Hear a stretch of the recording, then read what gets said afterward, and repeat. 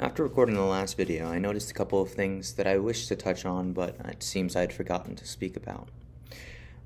I focused very heavily on the personal aspect of Seaworld, but there was a couple of things that I wanted to talk about that, like I said, I must have forgotten to talk about.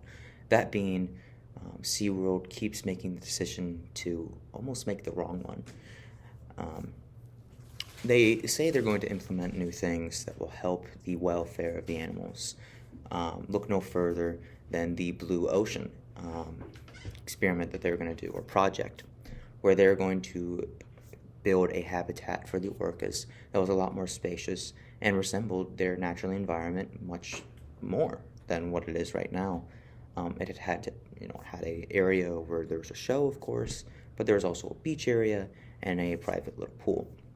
That's a lot better than what the orcas have right now, that's for sure, because what they have right now is just a cardboard pool, not a cardboard, a concrete pool. That's not very spacious, nor is it like the environment that they had in the wild, or would have. So, they announced this project right after Blackfish, or a little bit afterwards, because they were getting a lot of heat from it.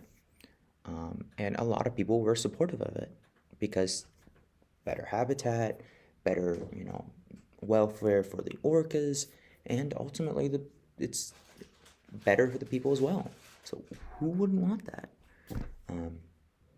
Now, unfortunately, even though they announced this and they said they were working on it, of course, that hasn't happened.